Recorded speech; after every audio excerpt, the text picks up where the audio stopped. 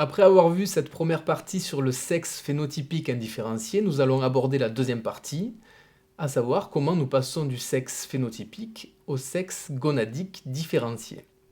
Dans la cellule œuf, c'est la présence du chromosome Y qui détermine la formation du sexe masculin, alors que c'est son absence qui va déterminer la formation du sexe féminin.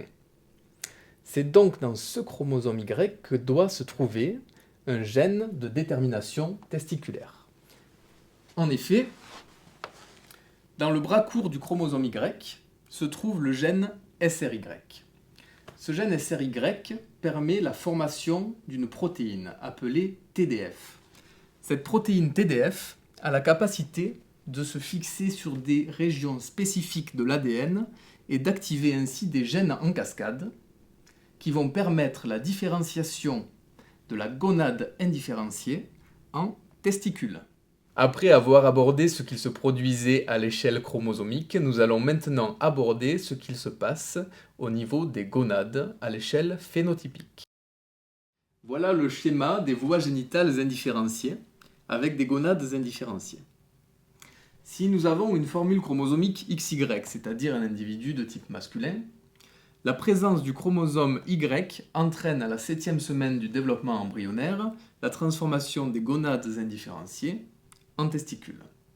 En revanche, si nous avons une formule chromosomique XX, c'est-à-dire un individu de type féminin, c'est l'absence du chromosome Y qui entraîne à la 8e semaine du développement embryonnaire la transformation des gonades indifférenciées en ovaires.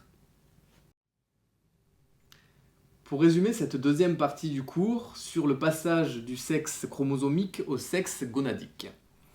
Nous avons vu que lorsque nous avons une formule chromosomique XY, et donc la présence du gène SRY, l'individu de sexe masculin va pouvoir produire une protéine TDF qui va se fixer sur une région spécifique de l'ADN et entraîner la production de gènes en cascade qui sont à l'origine de la différenciation des gonades en testicules.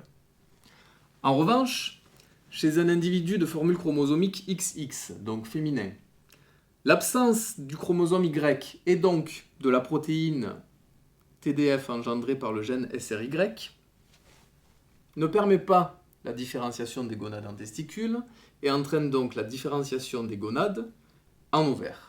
En revanche, nous remarquons que les voies génitales demeurent indifférenciées.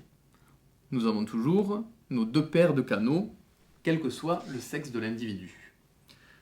Cependant, à la naissance, nous savons que le nouveau-né possède bien des parties génitales et des voies génitales différenciées. Nous allons alors nous demander quels sont les mécanismes qui permettent de différencier ces voies génitales en sexe phénotypique différencié.